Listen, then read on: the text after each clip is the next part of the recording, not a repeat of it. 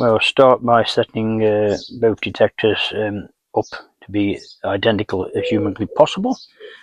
Right, we'll start with the Elite. Switch that one on first. Backlight on. See what we're doing. Right, and I'll be pressing the horseshoe button, which will be using it in all metal. That's how I would normally use one of these. Well, the Equinox anyway. I've never used an X-Terra, but it's very similar. And then we'll go through the menu. That's a noise cancel. Ground balance on 0, volume flat out on 25, threshold on 5, all tones. That's your discrimination options. And we've got onto the choice between 1, 2 and 3 in terms of sweep speed. So we'll put it on 2, which is nappy medium. If we press this button and now and hold it, we get onto one of the differences between the two detectors, which is the choice of 3 iron biased modes. We will leave it on 0 because the Pro will be on 0 because it won't have a choice. So I want to use them, as I say, exactly the same. Right, back to we're using it in field 2 because I feel that's the best one to be using it on. I use my Equinox on that, and they're all going to be very similar. Anyway, as long as it's all on the same, singing from the same hymn sheet, it's fine. And this is the other big difference between the two detectors. We've got a choice of 15 kilohertz or multi-frequency. So we'll leave it on that, because if I put it on the 15, we'd just be reproducing the Pro. Right, we'll switch this one off and get the Pro.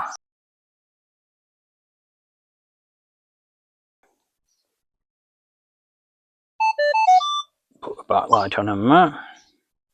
I'll be using that obviously the same way in all metal mode. Just go through all the settings and get them organised on this. Again, we've got the noise cancel, ground balance at 0, volume at maximum 25, threshold at 5, all tones, discrimination, and we've got the sweep speed at 2 as we have on the Elite. That's about it. Start from there again, and we've got the frequency option. We can have 3 selective frequencies at 5, 10 or 15. It will work best on 15, so for the purpose of the test, that's a nice average kilohertz to be working on, and we'll go from there, see what comes out on top. 6 coils were tested with the Elite, and 5 coils were tested with the Pro. That's because I sold the Pro before I gained the 8-inch X-Terra coil. So that's only been tested with 5. All the results will be at the end anyway, so you can see what difference the coils make.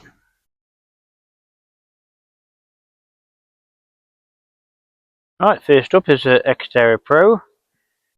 Do a bit of a noise cancel first.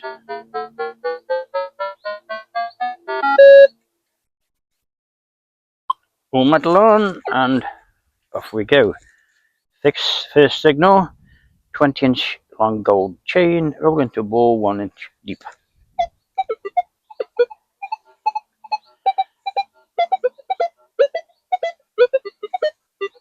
Nothing worth digging, I don't think. 5-inch long gold chain, 1 inch.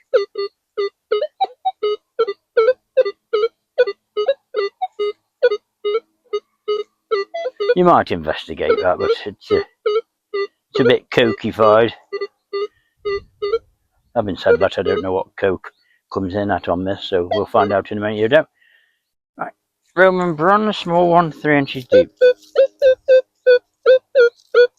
Small pewter button, 4 inches. 6-inch deep pewter button.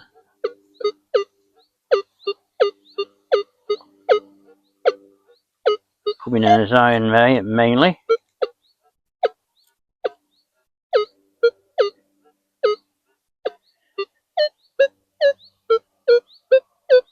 You get a sort of back end of a coil, you get it. From the front end, not great. Interesting. Computer button 7 inches.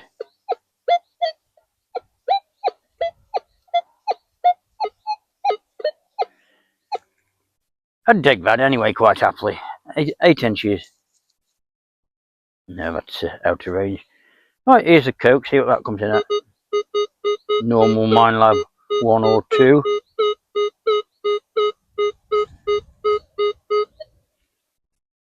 Right, let's go on to the Galena, which should also be 1 or 2. Seems to follow a pattern quite well. 177 pallet, 4 inches deep.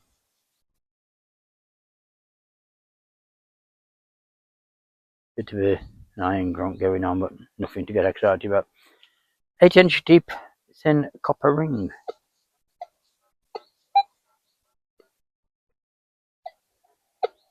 Yeah, not going to get the 10 inch one, so we'll go on to discrimination and separation. Iron cord, 2 pence. Like that. And cran bottle top. Not quite as high as signal, so you could separate those, I suppose, if you were on a beach or wherever. Park. Coins, low and high conductive, 8 inches deep, 1 inch apart.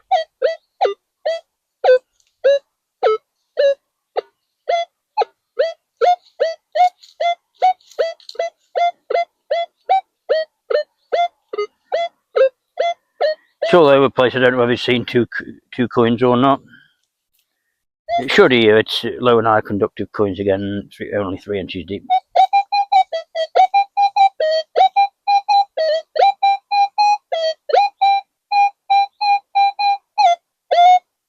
That's for 2 coins. Right, ring pull, 20 pence. 40 and 38. It's a bit touch and go, that one is. No obvious difference. 3 inch deep, low and high conductive coins with a steel staple sitting in the middle of them.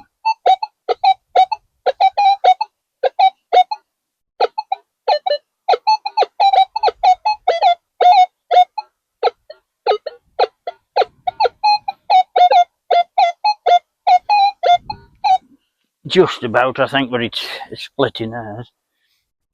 Right, onto the low conductive coins. We'll start at 6 inches. It should be capable of that. 7 inches. 8 inches. 9 inches. ID number has gone up considerably and the tone's changed. It's getting to that stage now where it doesn't quite know what to think of the target. 10 inches.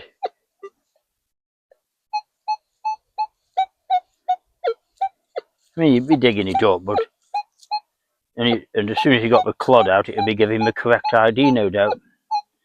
11 inches. It's a bit too faint a signal to do anything with. Right, we'll go on to the coins on edge. It's a 4 inch one. 5 pence this is. 5 inch.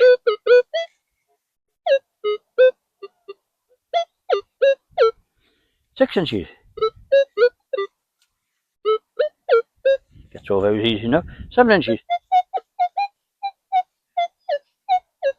There we go on the old misidentified tone ID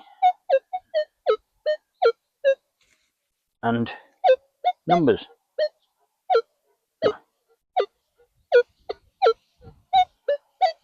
I dig that quite happily anyway. Cut quarter, 2 inches. 4 inches. 5 inches.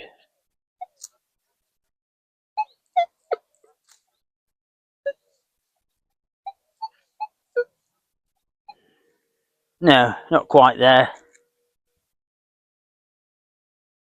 Next up, high conductive George III 8 knees, 7 inches. 8 inches. I'm a 9-inch one.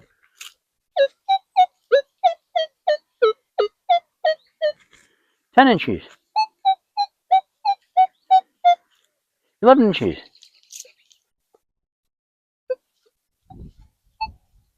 I'll try with a 12-inch one because one or two detectors don't like this 11-inch one for some reason. This doesn't like the 12-inch one either. Right. Towards your third half penny on edge, 6 inches. And across the edge of it, 7-inch. Across the edge and down the length, 8 inches.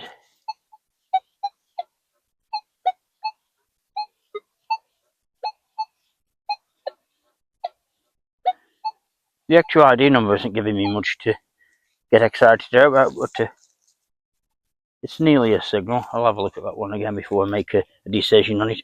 I go through all these on the computer anyway before I actually score them. Listen again. Right, where are we now? Cotwheel pennies. 9 inches. 10 inches. 11 inches. 12 inches. You can tell that's really deep now. 13 inches.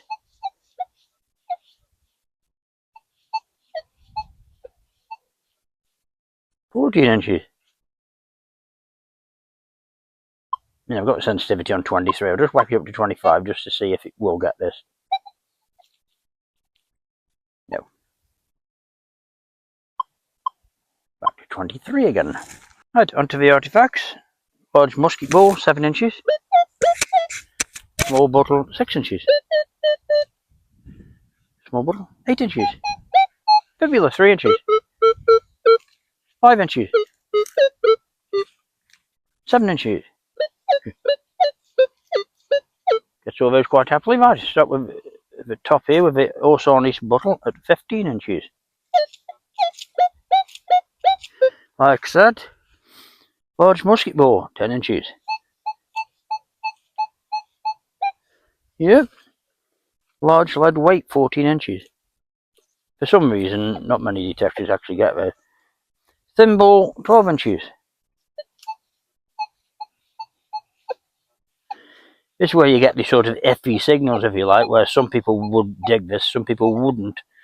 It all depends, really. It's one of those hit and miss ones. Teaspoon, 13 inches.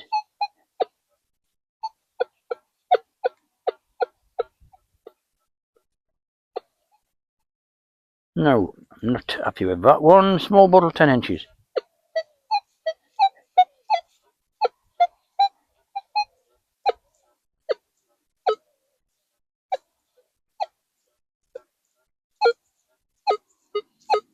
I'd dig that, because I'm used to Minelab, so there's one or two things in there that give me hope. But I say everybody's different with what they will dig and what they won't dig. Right, onto the silver coins. Victorian silver threepenny bit, 6 inches. Victorian sixpence, 7 inches. And this seems to have gone off the radar because about the last 10 detectors have gone over here where I haven't got it, so I'm going to have to see where it's gone. Normally you would think that a nail or a bit of wire or something had dropped on the surface and taken the target out, but there's no iron tone coming through. I'll have to get my manticore on that and see if I can make more sense of it. It's either got a piece of wire there, something that I can't find, or test bed's been night hawked. Right, shilling, 8 inches. Edward penny, 6 inches. Nice. Medieval hammered there, gets that quite happily. And a hammered threepenny bit, 8 inches.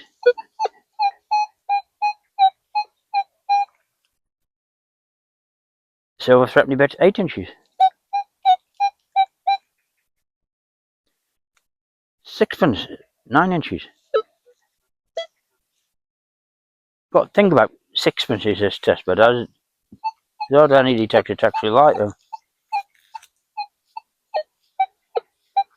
Just about hits it from that angle. 10-inch shilling. Not much about to go on. Florin, 12 inches. I'd have that. Just sounds like a very deep coin, which it is. Half crown, 14 inches. And a crown couple nickel, 1965, 13 inches.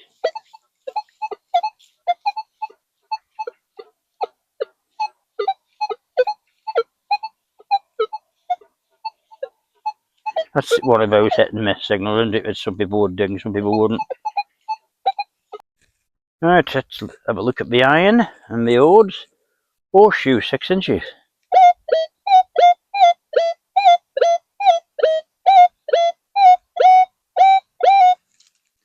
Much of interest on that one. It's just change the frequency down to 5. It rejects it. Right, iron bottle, 6 inches. 20p, 8 inches. 3 nails sitting on top of it.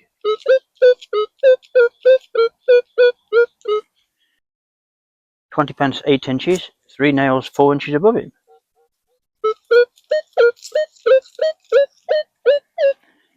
20p, 8 inches. 3 nails 1 inch. Just see the nails, you won't get that. Knife blade 2 inches and 2 copper rivets sticking out of it. And just one angle here that you can actually get it from if it's coming around to it now.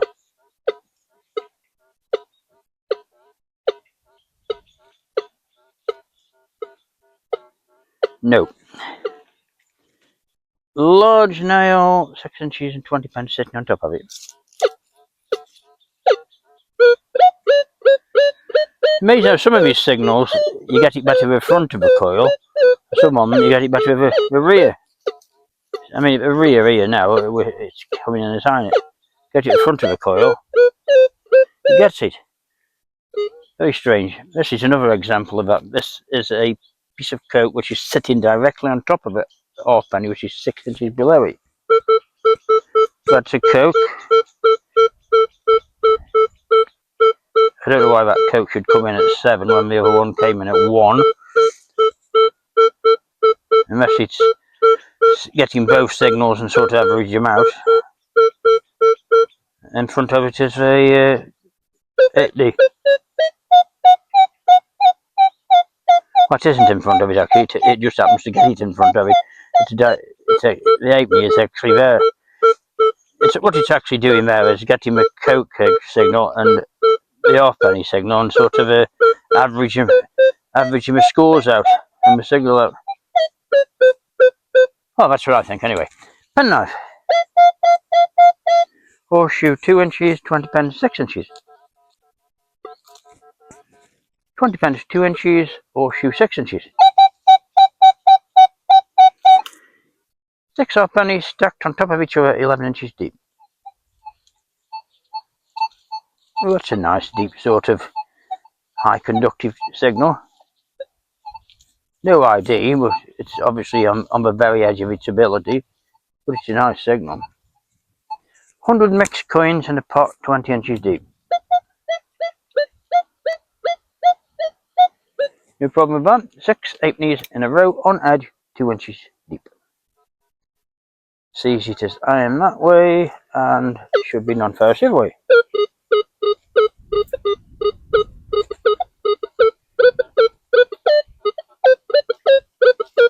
There's a sort of sweet spot there right at the back of the coil. Really weird.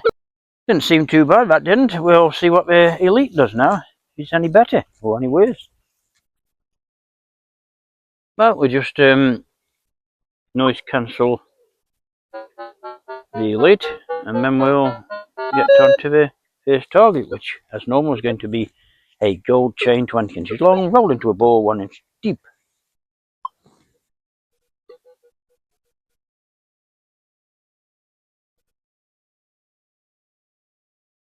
Can't remember what the actual pro did on that, but I shall look back on. 5 inch long gold chain coming in number 1, which no doubt will be same as coke. We'll try the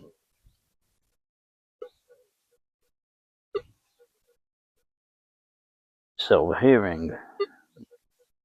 Doesn't really give it a toy, it's getting a bit of an idea coming up.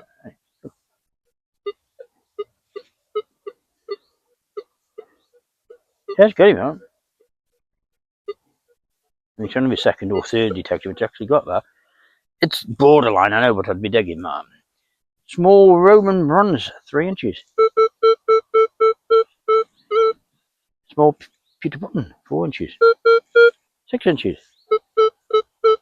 That gives a better signal on that than the Pro. 7 inches. 8 inches. Yeah, it gets all those. Coke. Yeah, number 1. Same as the chain. Get onto the galena, which no doubt will give us exactly the same signal again. Yeah. 4-inch deep 177 rifle pellet.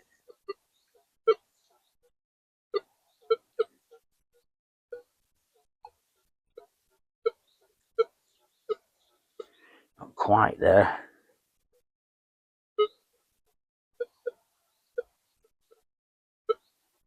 I'd probably dig it on some of my sides. 10-inch deep copper ring, a thin one. Slightly larger than the previous one. Right, we've exhausted those, I think, now. So we're going to the discrimination and separation, which is an iron cord 2 pence. That's a bit different than the Pro. It went absolutely ballistic over the Pro did.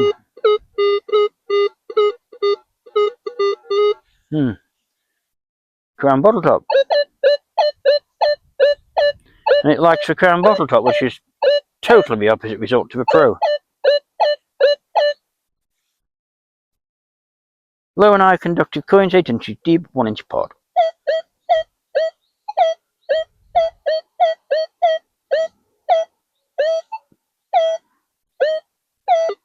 It's just giving a signal, it isn't giving 2 coins.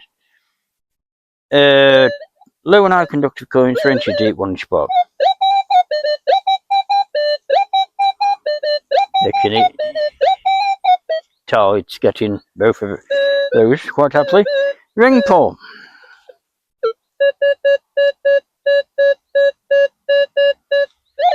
£20. About 2 digits difference, and it's again the same as it was with the Pro. So 3-inch deep iron low conductive coin with a steel staple set in the middle.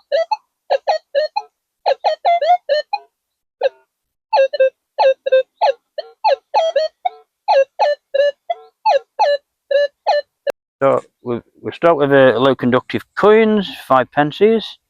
First one 7 inches, 8 inches, 9 inches, 10 inches, 11 inches.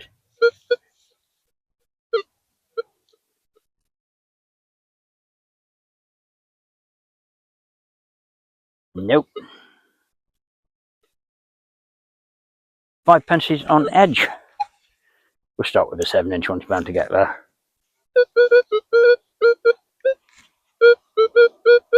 Yeah, let's cut out the 4, 5 and 6 inch one. Cut quarter 2 inches. Cut quarter 4 inches. 5 inches. 6 inches.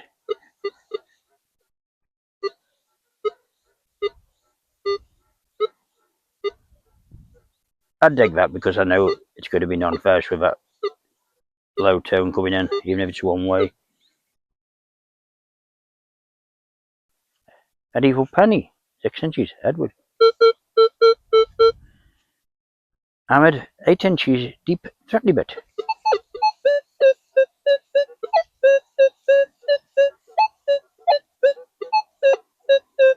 Couple knuckle crown, 1965.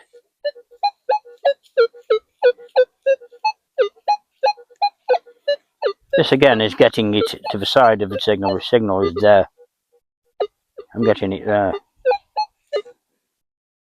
Right, onto the high conductive coins. I'm going to cut a few out now and go straight to the 9-inch one. 10 inches. 11 inches.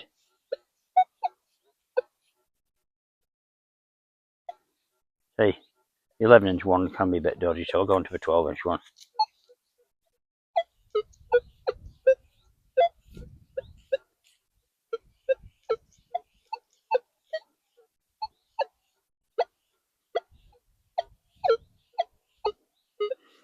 I don't know if I dig that or not. It's one of those iffy signals again, isn't it? Right then, Georgia third halfpenny on edge, 7 inches.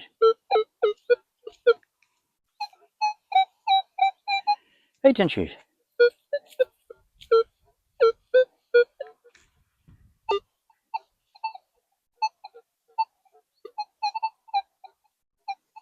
'Not like that. Cartwheel penny. We'll start with 11 inches, eh? 12 inches. 13 inches. 14 inches. Now I'm a pro, I whacked the sensitivity up to maximum just to see if it got this one. It didn't.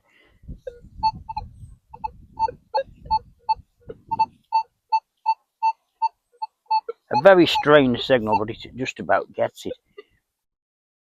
Put that down to 23 again. Cartwheel penny on edge, 8 inches.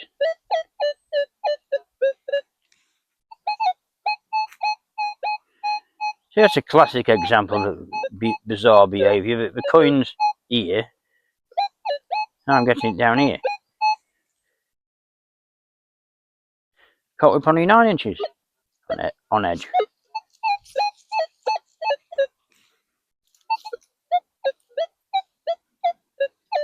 Yeah, gets all those. Right, onto the silver coins, Victorian threepenny bit. 6 inches. Here's the disappearing sixpence, 7 inches.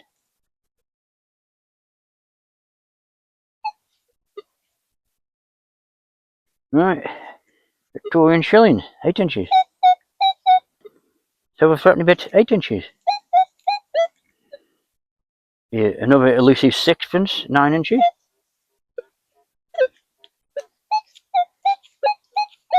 Yeah. Shilling, 10 inches.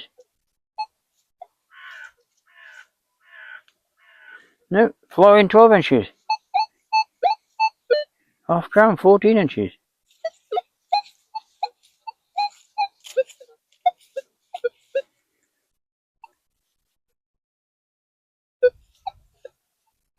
No. Right, onto the artifacts. We'll cut a few of them out and go straight for the 7-inch fibula. Yeah, it gets out so it'll get the ones below it. Fibula, where we large musket ball, 10 inches. No problem. 15-inch deep horse on this bottle. Like that. We've done that, we've done that. Large lead weight, 14 inches. Recognises something down there, but he's coming back as iron. Thimble, 12 inches. Just about. Teaspoon, 13 inches.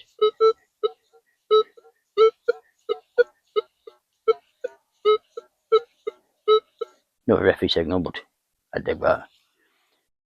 We're done with small bottle, 10 inches.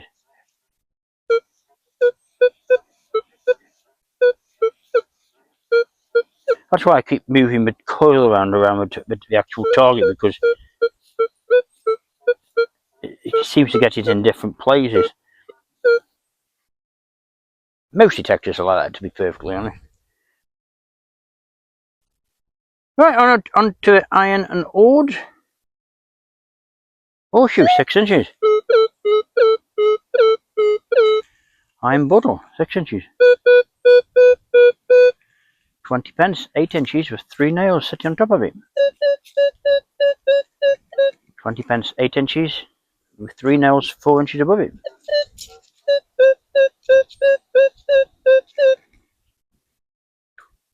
We'll get that. A knife blade 2 inches with the 2 copper rivets. Being multi-frequency, I'm hoping this will actually get it. Come into the zone now.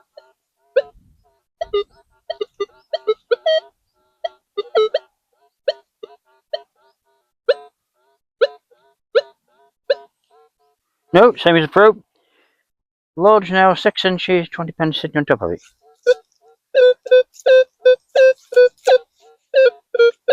Half penny 6 inches, Coke 1 inch. Now that's totally different again to how the Pro behaved. That's for Coke, which is to give me a correct number 1, whereas it was coming up as a 9 on the Pro. The Pro didn't seem to recognise the fact there was an half penny in front of it. And this doesn't either. Weird. It's giving a bit of a dodgy signal in front of it now. Unless it's getting a pen knife. Should be there. I've tested about 40 detectors so far, and that's the only detector that can't get the half penny. Apart from, of course, the Pro before it, which did half a job on it. Very strange. Oh, pen knife. Obviously gets that. Horseshoe 2 inches, 20 pence 6 inches below it. 20 pence 2 inches, horseshoe 6 inches.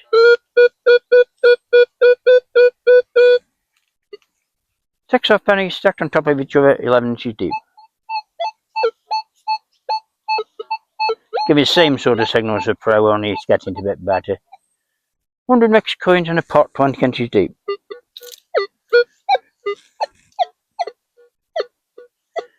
I can't remember completely, but I think the Pro actually got that better.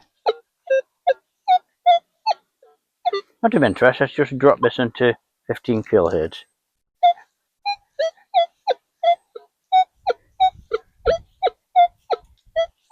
Now gets it better. But you can't keep swapping and changing frequencies in the field because you don't know what you're walking over. 6 half pennies in a row on edge, 2 inches deep. Move away.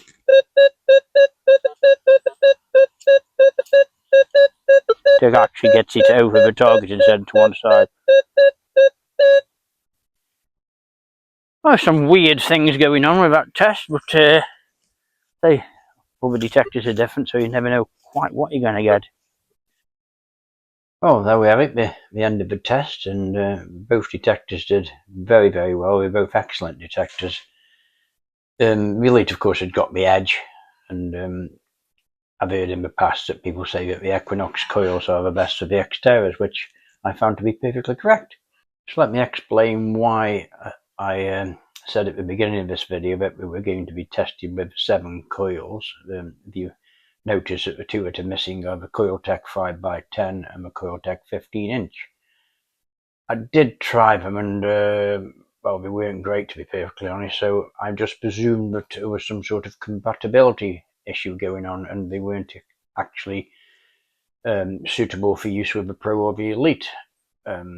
Being non-seen nowadays, I don't know everything that's going out, what's going down out there in the great detecting world. So when I was in business a couple of years ago, I used to get probably 20-30 phone calls a day, and I used to learn a lot off customers, basically what was going on out there. But I say I don't do an awful lot of looking nowadays. I just get on with my tests and evolve in my own world. Anyway, regarding those 2 coils, I've sold the 15 inch one now, but I shall be highlighting the Coiltech 10x5 in my next video, which will probably be the Equinox 800. So then all will be revealed. Also, I mentioned in the video about the 11 inch Georgian halfpenny that wasn't very good in terms, it was when I planted it, but it it's not now.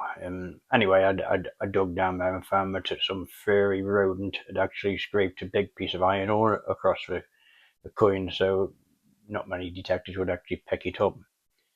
Also, my 7-inch sixpence that I keep mentioning, which had totally disappeared. I dug down after that one and it had totally disappeared. I can't find it anywhere. There was a tunnel going through where it buried it, so I presume again some rodent, i.e. rat, mole, vole, whatever, has scurried away with it or scraped it out into its tunnel or whatever. I don't think it's a mole because there's no moles about in that particular area, so I presume it seems too small for a rat but too big for a vole, so I don't know. Anyway, one of these little creatures has buggered off with my silver sixpence. But as that has now been replaced and we're back on course. It does go to show though that things do get moved around in the ground over time, whether it's worms, moles, rats, voles, whatever, mice. So it's another world going on down there that we aren't privy to, but that's obviously why a lot of targets get shunted around. There's one or two more on the test bed that I need to look at as well, that are sort of move slightly, shall we say, like a shilling I'd got at 10 inches the other day. That sort of moved 2 foot to one side. Well, the signal was 2 foot to one side and it wasn't where it was supposed to be, so I dug down and sure enough was another burrow there, and there was my shilling at 6 inches when it was originally 10 inches, so that was put back where it's supposed to be, and we carry on. So thanks for watching, and we'll be back with the Equinox 800 ASAP. Bye for now.